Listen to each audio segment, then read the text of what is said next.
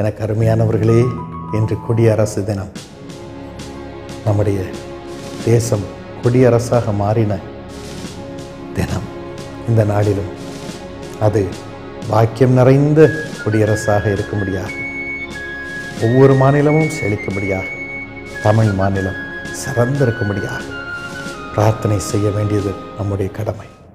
பரமன் அன்பை அனுதினம் போற்றும் ஆசிகள் பெற்ற தாய் திருநாடே.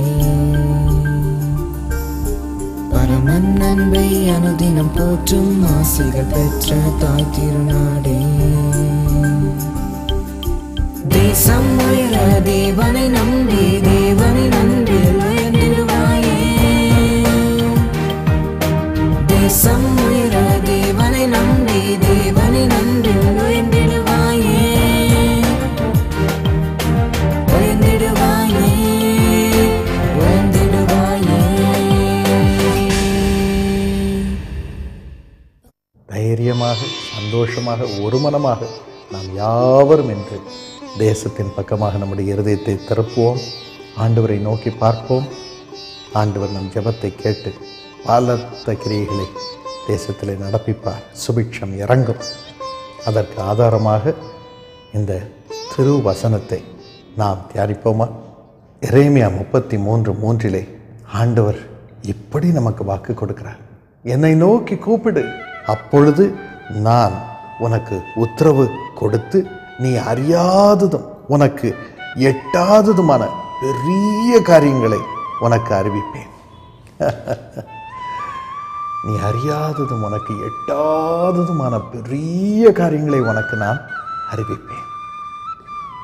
நீ இதற்கு செய்ய வேண்டியது என்ன? என்னை நோக்கி கூப்பிடு, உனக்கு நான் உத்தரவு கொடுப்பேன். I will answer you. கடவுள் எங்கேயோ இருக்கிறார். அவருடைய சத்தத்தை எப்படி கேட்பது? அவருடைய வழி நடத்துதலை எப்படி பெறுவது? நம் ஜெபத்திற்கு அவரிடம் எப்படி பதில் பெறுவது என்றெல்லாம் கலங்குகிறீர்களா? சில வேளைகள் நம்ம ஜெபம் பண்ணிட்டு நம்ம பாட்டுக்கு வேலையை பார்த்துக்கிட்டு இருக்கணும் என்று சிலர் சொல்லுவார்கள். நம்ம செய்ய வேண்டியதை செஞ்சுக்கிட்டே இருக்கணும். அந்த மனுஷனை கவனிக்கணும், இந்த மனுஷியை கவனிக்கணும் என்று சிலர் சொல்லுவார்கள். இல்லை பிரியமானவர்களே, ஆண்டவர் சொல்கிறார், என்னை நோக்கி கூப்பிடு, நான் உனக்கு உத்தரவு கொடுப்பேன். I will answer you. நான் உனக்கு உத்தரவு கொடுப்பேன். நீ அறியாத ஆசீர்வாதங்களை உனக்கு நான் கொண்டு வந்து கொடுப்பேன். நீ கேட்க கூட தெரியாத ஆசீர்வாதங்களை, எனக்கு இது நடக்குமா என்று நீ நினைக்கும் ஆசீர்வாதங்களை, நீ அறியாத ஆசீர்வாதங்களை, யாருக்கும் கொடுத்திராத ஆசீர்வாதங்களை உன்னை தேடி வர பண்ணுவேன் என்று ஆண்டவர் சொல்கிறார். அது இன்றே உங்களுக்கு வர வேண்டும் என்று நான் பிரார்த்தனை செய்கிறேன். அதோடு கூட உனக்கு எட்டாத காரியங்களை உனக்கு நான் அறிவிப்பேன். உயரத்தில் ஏற முடியாத உயரத்தில் இருக்கும் நிலைமையில் உன்னை கொண்டு போய் வைப்பேன் என்று ஆண்டவர் சொல்கிறார். உயர்ந்த அடைக்கலத்தில் வைப்பேன். கவலைப்படாதீர்கள். அந்த பாக்கியத்தை கர்த்தர் இன்று உங்களுக்கு தருவார். சந்தோஷமாய் அவரை நம்பி அவருடைய பிரசன்னத்திலே இப்பொழுதும் பிரார்த்தனை செய்யுங்கள். ஆம், நாம் இடைவிடாமல் இயேசுவை நோக்கி கூப்பிடும்போது அவர் நமக்கு பெரிய காரியங்களை அறிவிப்பார். இதே போன்று டாக்டர் பால் தினகரன் அவர்களுக்கு வெளிப்படுத்திய வெளிப்பாடுகளின்படி நம் தேசத்திலும் தேசத்தை ஆளுபவர்களுக்கும் பெரிய காரியங்களை இறைவன் இயேசு வெளிப்படுத்தவே டெல்லியில் இயேசு அழைக்கிறார் தேசிய ஜெபகோபுரத்தில் தேசத்திற்காகவும் தேசத்தை ஆளுபவர்களுக்காகவும் வருடத்தின் 365 நாட்களும் 24 மணி நேரமும் இடைவிடாது பிரார்த்தனை எடுக்கப்பட்டு வருகிறது. எங்கள் அன்பு சகோதர சகோதரிகளே, இயேசு அழைக்கிறார் தேசிய ஜெபகோபுரம் டெல்லியில் ஸ்தாபிக்கப்பட்டிருக்கும் கட்டிடத்திற்கு முன்பதாக நாங்கள் வந்து உங்களை சந்திக்கிறோம். இந்த கட்டிடத்தின் மீதுதான் 5வது மாடியில் ஜெபகோபுரம் இயங்கி வருகிறது. 24 மணி நேரமும் தேசத்திற்காக ஜெபம் செய்யும் ஜெபகோபுரம். இந்த இடத்தை குறித்து கர்த்தர் தீர்க்க தரிசனமாக என்னோடு பேசின பொழுது அந்த கட்டிடத்திலே 3 பிரிவு இருக்கும் என்று சொன்னார். 2 பிரிவில் இப்பொழுது நீ ஜெபகோபுரம் நடத்துவது போல நடத்தலாம். ஆனால் ஒரு பிரிவில் முழுமையாக அது தேசத்திற்காக ஜெபிக்க வேண்டிய பிரிவாக இருக்க வேண்டும் என்று சொன்னார். 8000 ஸ்கொயர் ஃபீட் இருக்கும் என்று பரிசுத்த ஆவியானவர் என் உள்ளத்தில் சொன்னார். இது 8100 ஸ்கொயர் ஃபீட். எவ்வளவு கரெக்டாக கர்த்தர் திட்டமிட்டு வைத்திருக்கிறார் பாருங்கள். இப்பொழுது இந்த கட்டிடம் எங்க இருக்கிறது என்பதை நாம் பார்க்க போகிறோம். உங்களை மேலே அழைத்து செல்கிறேன், வாருங்கள் போகலாம். Unto Jesus be all glory, power and praise.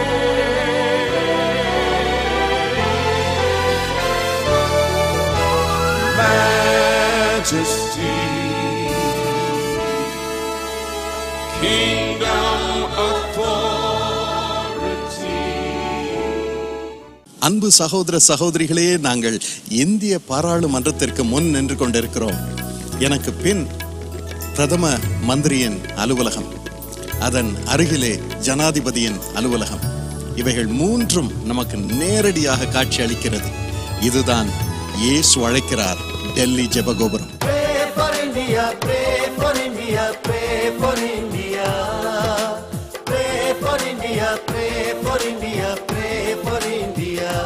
என் அன்பு சகோதர சகோதரிகளே, இதுதான் தேசிய ஜெப அறை. இந்த இடத்திலிருந்து தான் தேசத்திற்காக நாம் ஜெபம் பண்ணுகிறோம்.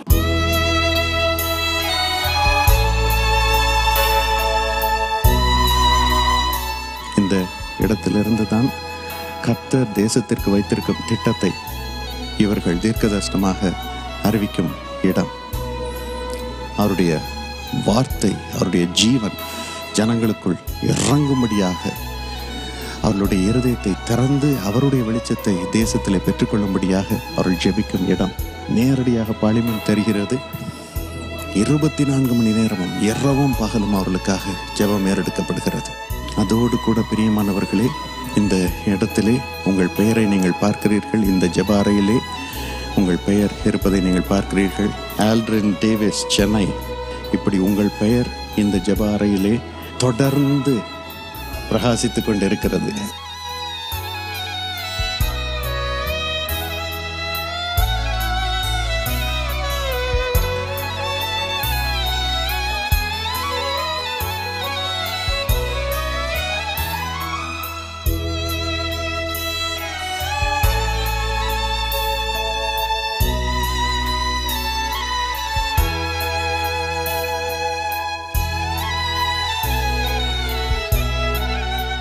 டெல்லி இயேசு அழைக்கிறார் தேசிய ஜெபகோபுர முகவரி 5th floor, CNI Bhavan 16, Pandit Pant Marg, New Delhi 100001.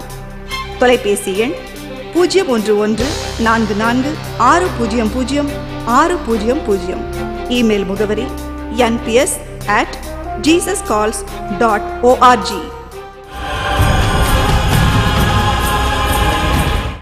தேர்வு எழுத தயாராகி கொண்டிருக்கும் மாணவ மாணவியர்களே, தேர்வை குறித்த பயம், சரீர பலவீனம், ஞாபக மறதி, கவனமின்மை இவற்றில் சிக்கி தவிக்கிறீர்களா?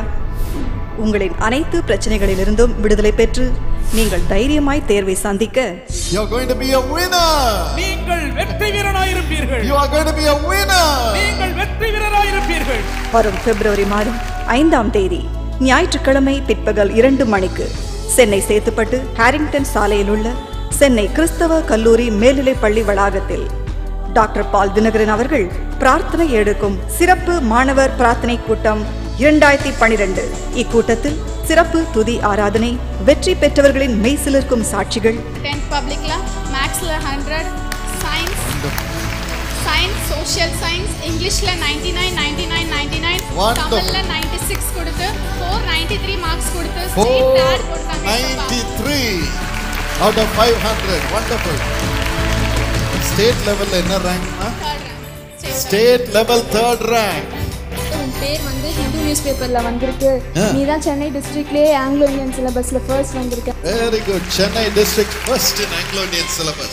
என்னோட போர்ட் எக்ஸாம் அப்போ 200 out of 200 காமர்ஸ்ல கொடுத்தார். Wonderful. Congratulations. From other subjects in accountancy I got 198, economics 186, business maths 196 and English 183 and a 96.4% overall எடுக்க வச்சு 1157 out of 1200 எடுக்க கிடைச்சு. Wonderful. Maths and science I got centum Wonderful. and 480 marks out of 500, 96%. இவர்களைப் போன்று நீங்களும் சாதனையாளராக மாற வேண்டுமா? வரும் பிப்ரவரி மாதம் 5ஆம் தேதி ஞாயிற்றுக்கிழமை பிற்பகல் 2 மணிக்கு சென்னை சேத்துப்பட்டு ஹாரிங்டன் சாலையில் உள்ள சென்னை கிறிஸ்தவ கல்லூரி மேல்நிலைப் பள்ளி வளாகத்தில் டாக்டர் பால் தினகரன் அவர்கள் பிரார்த்தனை எடுக்கும் சிறப்பு மாணவர் பிரார்த்தனை கூட்டம் 2012. மறந்து விடாதீர்கள்.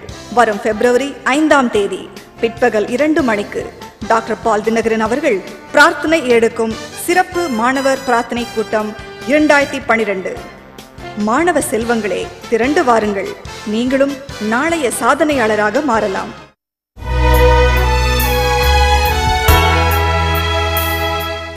இப்பொழுதும் உங்களுக்காக பால் தினகரன் அவர்கள் இறைவன் இயேசுவிடம் இருந்து ஆறுதல் தரும் இறை வார்த்தையை கொண்டு வருகிறார். இன்று இரவும் பிரியமானவர்களே, வேதத்திலே உபாகமம் 33:27 ஆண்டவர் நமக்கு கொடுக்கும் வாக்குத்தத்தத்தை தியானிக்க போகிறோம். உபாகமம் 33:27 எல்லாம் வல்ல இறைவன் இப்படி நமக்கு வாக்குத்தத்தம் பண்ணி இருக்கிறார். அநாதி தேவனே உனக்கு அடைக்கலம், அவருடைய நித்திய புயங்கள் உனக்கு ஆதாரம். இன்றும் பிரியமானவர்களே, ஆண்டவனுடைய அருமையான கரங்களுக்குள் நீங்கள் அடைக்கலம் புகும்படியாக இன்று ஓடி வந்திருக்கிறீர்கள். ஒரு மனுஷனை பார்க்க அல்ல, ஒரு மனுஷியை பார்க்க அல்ல. எதற்காக வந்திருக்கிறீர்கள்? எல்லாம் வல்ல இறைவனுடைய அன்பின் அடைக்கலம் தரும் கரங்களுக்குள் அடைக்கலம் பெறும்படியாக இன்று ஓடி வந்திருக்கிறீர்கள். ஆண்டவர் சொல்லுகிறார், என் கரங்கள் உனக்கு விரிக்கப்பட்டு இருக்கிறது என் மகனே, என் கரங்கள் உனக்கு விரிக்கப்பட்டு இருக்கிறது என் மகளே, ஓடி வா, நான் உன்னை அணைத்துக் கொள்ளட்டும், உன்னை சுமக்கட்டும் என்று சொல்லுகிறார். கவலைப்படாதீர்கள். இன்று முதல் ஆண்டவருடைய கரம் உங்களை சுமக்கும், அந்த கரம் உங்களை தாங்கும், அந்த கரம் உங்களை பாதுகாக்கும், அந்த கரம் உங்களை ஆசீர்வதிக்கும். இந்த நேரத்திலும் ஆண்டவருடைய கரம் உங்களை தேடி வருகிறது, தேடி வருகிறது. இயேசு இந்த உலகத்தில் இருந்த பொழுது அவரிடம் சில சிறு பிள்ளைகளை அழைத்து வந்தார்கள். மார்க் 10:16 வாசித்து பாருங்கள். அதிலே அந்த சிறு பிள்ளைகள் ஒவ்வொருவரையும் இயேசு நீங்கள் எல்லாம் ஆசீர்வாதம் பெற்றிருங்கள் என்று சொல்லி அனுப்பிவிடவில்லை. ஒவ்வொருவராக தம் கரங்களில் எடுத்து அவர்களை அணைத்து கொண்டு அவர்களை ஆசீர்வதித்தார், அவர்களை ஆசீர்வதித்தார். அதுதான் இயேசுவின் உள்ளம். என் பிள்ளைங்க ஒவ்வொருவருக்கும் என் கரம் தான் அடைக்கலம் தரும் கரம், என் கரம் தான் அவர்களுக்கு நம்பிக்கை. ஆகவே என் கரங்களில் என் பிள்ளைகள் ஒவ்வொருவரையும் நான் எடுக்கட்டும் என்கிறார். அதை காட்டவே அப்படி அன்று சிறு பிள்ளைகளுக்கு செய்தார். ஒவ்வொரு பிள்ளையும் தம் கரங்களில் எடுத்து அவர்களை அணைத்து கொண்டு ஆசீர்வதித்தார். எவ்வளவு நேரம் ஆயிருக்கும், எவ்வளவு கஷ்டமாக இருந்திருக்கும், எப்படி அவர் கை வலிச்சிருக்கும். என்றாலும் அவருடைய அன்பு, அவருடைய அன்பு, அவருடைய பாசம், என் பிள்ளைங்க ஒவ்வொருவரையும் என் கரத்திலே நான் தூக்கி நடத்த வேண்டும். உபாகமம் 1:11 அதைத்தான் வாசிக்கிறோம். ஒரு மனுஷன் தன் பிள்ளையை தூக்கி சுமப்பது போல உங்கள் தேவனாகிய கர்த்தர் உங்களை சுமந்து கொண்டு வந்தார். நிச்சயமாகவே அந்த தேவன் உங்களை 1000 மடங்கு ஆசீர்வதிப்பார். கவலைப்படாத. இந்த நாளிலும் பிரியமானவர்களே, ஆண்டவன் உங்களை சுமக்க வந்திருக்கிறார். யாரை சுமக்கிறாராம்? இந்த இடத்திலே பார்க்கிறோம், குட்டி பிள்ளைகளை அவர் சுமந்தார், சிறுவர்களை சுமந்தார். அவர்களை சுமந்து கொண்டு என்ன சொன்னார் தெரியுமா? மற்ற பெரியவர்களை பார்த்து என்ன சொன்னார் தெரியுமா? 15ஆம் வசனத்திலே அவர் சொல்லுகிறார், நீங்கள் ஒவ்வொருவரும் இந்த சிறு பிள்ளைகளை போல மாறாவிட்டால் இறைவனுடைய ராஜ்யத்திற்குள் பிரவேசிக்க மாட்டீர்கள். தேவனுடைய ராஜ்யத்திற்குள் உங்களையும் ஆண்டவன் பிரவேசிக்க வைக்க விரும்புகிறார். ஆனால் அதற்கு தகுதி என்ன தெரியுமா? நீங்கள் குட்டி பிள்ளைகளை போல மாற வேண்டும். குட்டி பிள்ளைகளை போல மாற வேண்டும். குட்டி பிள்ளைகளுக்கு பாவம் என்றால் என்னவென்றே தெரியாது, அவர்களுடைய இருதயமும் இறைவனுடைய இருதயம் போலவே இருக்கும். அவர்களுடைய இருதயமும் இறைவனுடைய இருதயமும் ஒன்றாக இருக்கும். ஆகவேதான் அவர் சொன்னார், நீங்கள் சிறு பிள்ளைகளைப் போல மாற வேண்டும். அப்பொழுது என்னுடைய கரங்களிலே இருப்பீர்கள். நான் உங்களை எப்பொழுதும் தூக்கி சுமப்பேன். உங்களுக்கு அடைக்கலம் கிடைக்கும் என்று சொன்னார். அதோடு கூட இயேசு ஒரு வீட்டிற்கு போன பொழுது அந்த வீட்டிலே ஒரு தாய் ஜுரத்தின் மிகுதியினால் நோய்வாய்ப்பட்டு கிடந்தார்கள். மத்தேயு 8ஆம் அதிகாரம் 14ஆம் வசனத்திலே நாம் அதை வாசிக்கிறோம். அதிலே இயேசு பேதுருவின் மாமியை ஜுரத்தோடு பார்த்தார். இயேசு மனதுருகினார். ஐயோ, நோயினால் பாடுபடுகிறார்களே, இவர்கள் என்ன செய்வார்கள், என்ன செய்வார்கள்? நோய் கொடியது. நோய் நம்மை வாட்டும் பொழுது யாராவது எனக்கு தடவி கொடுக்க மாட்டார்களா? யாராவது தங்கள் கரங்களினால் இந்த நோயை எடுத்து போட மாட்டார்களா? இந்த வலியை எடுத்து போட மாட்டார்களா என்று நாம் அநேக முறை வாஞ்சிக்கிறோம். வைத்தியரிடம் போகும் பொழுது, டாக்டர் எதையாவது செய்யுங்க, இந்த கட்டி எப்படியாவது மறையணும், இந்த கட்டியை எடுத்து போட்டுருங்க, இந்த வலியை எடுத்து போட்டுருங்க, இந்த ஜுரத்தை எடுத்து போட்டுருங்க என்று நாம் அநேக முறை சொல்லுகிறோம். டாக்டர் வந்து ஸ்டெத்தஸ்கோப் வைக்கும் பொழுதே, அவருடைய கரம் படும் பொழுதே நாம் நினைக்கிறோம் நம்முடைய நோய் மறையும் என்று. வைத்தியர்களும் நமக்கு அதிகமாக உதவி செய்கிறார்கள். ஆனால் அநேக முறை நம்முடைய நோய்கள் மருத்துவ உதவிக்கு அப்பாற்பட்டதாக இருக்கிறது. நம்மால் அந்த வலியை தாங்க முடிவதில்லை. இயேசுவுக்கு அது நன்கு தெரியும். அந்த பெண் துடித்ததை பார்த்தார். இயேசு தம் கரங்களை நீட்டினார். இயேசு தம் கரங்களை நீட்டினார். அவர்களை தொட்டார். அவர்களை தொட்டார். அந்த ஜுரத்தை கடிந்து கொண்டார். அந்த ஜுரம் உடனே நீங்கியது. அவர் உடனே எழுந்தார்கள். உடனே சுகமானார்கள். அதுதான் இயேசு தொடும் பொழுது நடைபெறும் காரியம். அதுதான் என் விசுவாசம். இன்று என் விசுவாசம் அதுதான். நீங்கள் உங்கள் நோய்களோடு சஞ்சலத்தோடு இயேசுவின் கரங்களுக்குள் ஓடி வந்திருக்கிறீர்கள். இன்று அவருடைய கரம் உங்கள் மீது இறங்கும் பொழுது இந்த நோய்கள் உடனே மறைய வேண்டும். கட்டிகள் உடனே மறைய வேண்டும். பலவீனங்கள் உடனே மறைய வேண்டும். அந்த பெண் என்ன செய்தால் தெரியுமா? உடனே எழுந்து எல்லாருக்கும் சமையல் பண்ணி போட்டாள். எல்லாருக்கும் சாப்பாடு பரிமாறினாள். உடனே சந்தோஷம் அந்த குடும்பத்திற்குள் வந்து விட்டது. இன்றும் சொல்லுகிறீர்களா, வேலைக்கு போக முடியல பிரதர், நோய் என்னை வாட்டுகிறது, வீட்டிலே சமையல் செய்ய முடியவில்லையே, நோய் என்னை வாட்டுகிறது, படிக்க முடியவில்லையே, நோய் என்னை வாட்டுகிறது, எனக்கு மரண பயம் வந்துவிட்டது, என்னால் வாழவே முடியவில்லை என்று சொல்லுகிறீர்களா? இன்று இரவு இயேசு உங்களை வாழ வைப்பா. இன்று இரவு இயேசு உங்களை வாழ வைப்பா. கவலைப்படாதீர்கள்.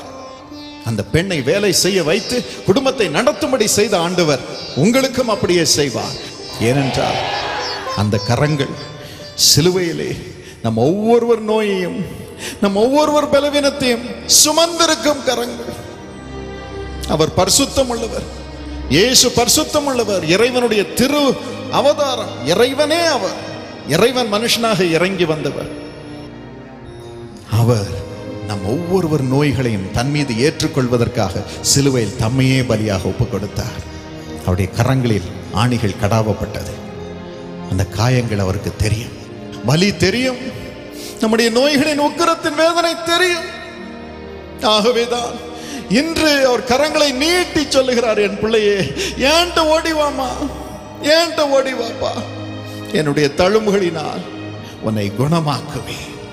நீங்கள் செய்ய வேண்டியதெல்லாம் ஒன்றே ஒன்றுதான். இருக்கும் இடத்தில் உங்கள் உள்ளத்தின் ஆழத்தில் இருந்து, ஆண்டவனே, என்னை உமது கரங்களுக்குள் ஒப்புக் கொடுக்கிறேன், என் குடும்பத்தை ஒப்புக் கொடுக்கிறேன், நீரே எனக்கு அடைக்கலாம், நீரே எனக்கு அடைக்கலாம், நீரே எனக்கு அடைக்கலாம். எனக்காக உண்மையே பலியாக ஒப்புக் கொடுத்து என்னை வாழ வைக்க உண்மையே பலியாக ஒப்புக் கொடுத்தீரே. உமது கரங்களுக்குள் என் வாழ்க்கையை ஒப்புக் கொடுக்கிறேன், உம்மை நம்புகிறேன் என்று சொல்லுங்க.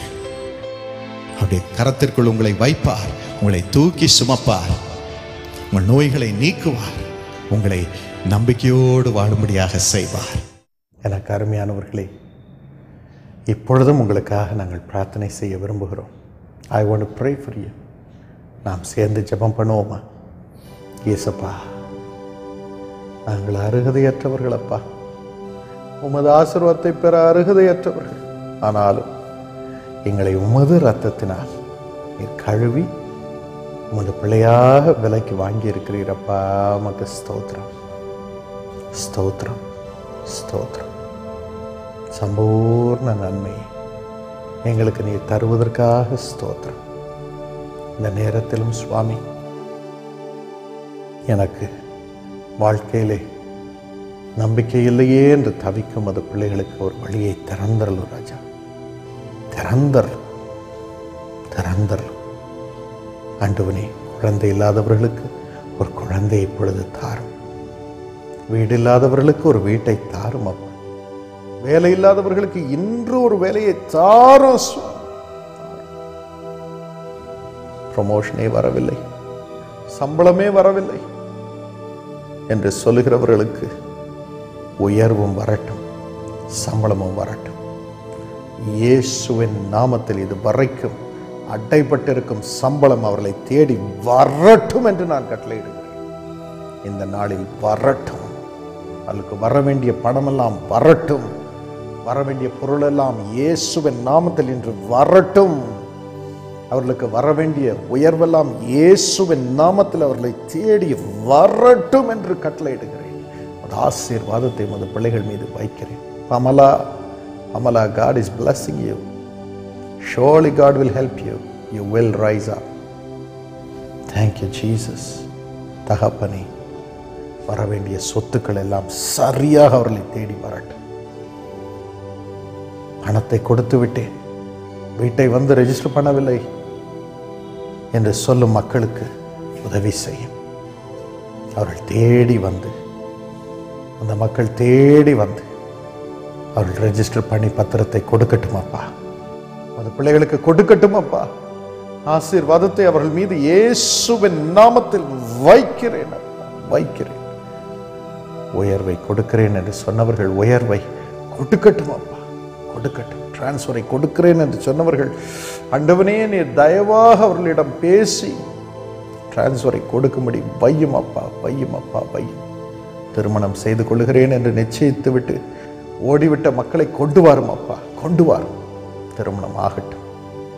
பணம் கொடுத்தால்தான் திருமணம் என்று சொல்லும் மக்களை அவள் இருதயத்தை மாற்றி சுவாமி, பணத்திற்காக திருமணம் செய்யும் மக்களுடைய இருதயத்தை மாற்றி, இந்த நய வஞ்சக இருதயத்தை மாற்றி அன்பிற்காக திருமணம் செய்து கொள்ளும்படியாக, உத்தமமாக உமக்கு பயந்து திருமணம் செய்து கொள்ளும்படியாக அவர்களுக்கு கிருபை தாரும், கிருபை தாரும், கிருபை தாரும். வாழ்க்கை இழந்து விட்டேன், நீ யார் என்னை திருமணம் செய்ய போகிறார்? கணவன் மரித்து விட்டார், மனைவி போய்விட்டார், யார் எனக்கு உதவி செய்ய போகிறார்கள் என்று சொல்லும் போது பிள்ளைகளை கண்ணோக்கி பார். அப்படிப்பட்ட நிலைமையில் இருப்பவர்களுடைய வீட்டை கட்டும் ராஜா, வீட்டை கட்டும். தயவு செய்து வீட்டை கட்டும். ஆண்டவனே, அற்புதமாக அவர்களுக்கு ஏற்ற துணையை அனுப்பும். நான் உன்னை திருமணம் செய்து கொள்கிறேன், உன் பிள்ளைங்களை நான் பார்த்து கொள்கிறேன் என்று சொல்லி திருமணம் செய்து கொள்ளும் உத்தமர்களை கொண்டு வாரும் அப்பா, கொண்டு வாரும். உத்தமிகளை கொண்டு வாரும் அப்பா. இவள் வாழ்க்கை கட்டும், இயேசுவின் நாமத்தினாலே கட்டும் அப்பா, கட்டும், கட்டும், கட்டும். ஆசீர்வாதத்தை அவர்கள் மீது இயேசுவின் நாமத்தில் வைத்து ஜெபிக்கிறேன் அப்பா. அந்த பட்ட மரம் துளிர்க்கட்டும், துளிர்க்கட்டும், துளிர்க்கட்டும். வாழ்க்கை துளிரட்டும், துளிரட்டும், துளிரட்டும். உமது வல்லமை, ஆசீர்வாதம், மன மகிழ்ச்சி திரும்ப அவர்களுக்கு வரட்டும். குடும்ப வாழ்க்கை திரும்ப வரட்டும், திரும்ப வரட்டும். அற்புதமாக செய்யும். பிஸ்னஸ் எல்லாம் போயிடுச்சே என்று சொல்லும் மக்களுக்கு தயவு செய்து பிஸ்னஸை திரும்ப கட்டும் அப்பா, திரும்ப கட்டும் அப்பா, திரும்ப கட்டும். பணம் கொடுக்க வேண்டியவர்கள் எல்லாம் வந்து பணத்தை கொட்டிவிட்டு போகட்டும், இயேசுவின் நாமத்தில் கொட்டிவிட்டு போகட்டும். ஆசீர்வாதத்தை கொடுக்கிறேன் ஆண்டவனே. மது பிள்ளைகள் நிமித்தம் அவர்கள் கம்பெனியை ஆசீர்வதியும், அதில் லாபம் வரட்டும், அதை வைத்து சம்பளம் கொடுக்கட்டும் அப்பா.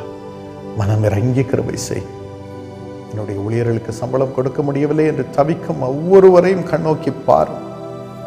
அந்த ஊழியர்களை, அவர்கள் குடும்பத்தை ஆதரிக்கும்படியாக அந்த கம்பெனியை ஆசீர்வதி, அந்த நிறுவனத்தை ஆசீர்வதி, செழிக்கச் செய். அப்படிப்பட்ட ஸ்கூல்களை செழிக்கச் செய், செழிக்கச் செய், செழிக்கச் செய். ஆசீர்வாதத்தை கொடுப்பதற்காக நன்றி. நன்மையான நாட்களை கொடுப்பதற்காக நன்றி. எங்கள் அரசாங்கத்திற்காக நாங்கள் வேண்டிக் கொள்கிறோம் அப்பா. எங்கள் அரசாங்கத்திலும் பணம் நிற்கட்டும் அப்பா, நிற்கட்டும் அப்பா, நிற்கட்டும். எவ்வளோ ஜனங்களுக்கு அவர்கள் உதவி செய்ய வேண்டுமே. புது புது திட்டங்களை அவர்கள் கொண்டு வர வேண்டுமே. இந்த திட்டங்களை செயல்படுத்த வேண்டுமே. அதற்கு பணம் வேண்டுமே. நல்ல இயற்கை சூழ்நிலை வேண்டுமே. தயவு செய்து சுவாமி அரசாங்கத்திற்கு உதவி செய்யும். நீ சொல்லி இருக்கிறீர்கள், ராஜாக்களுக்காக வேண்டிக் கொள்ளுங்கள், அதிகாரத்தில் இருப்பவர்களுக்காக வேண்டிக் கொள்ளுங்கள், அவர்கள் கர்த்தருடைய பிரதிநிதிகள் என்று. ஆண்டவனே, எங்கள் தலைவர்களுக்காக, தலைவிக்காக நாங்கள் பிரார்த்தனை செய்கிறோம் அப்பா. தேசத்தை ஆளும் ஒவ்வொருவர் மீதும் அது கரம் இறங்கி இருக்கட்டும் அப்பா. நீர் கொடுத்த தலைவர்கள், தலைவிகள், அவர்களை ஆசீர்வதியும்.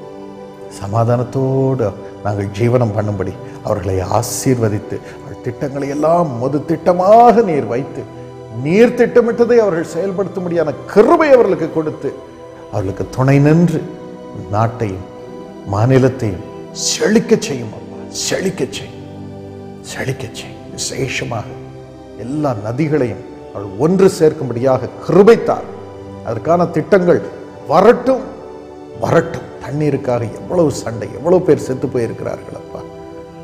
வேண்டாத பிரச்சனை. தயவு செய்து சுவாமி இந்த நாளிலிருந்து ஒரு மனம் உண்டாகட்டும். எல்லா நதிகளும் ஒன்று சேர்க்கப்படட்டும்.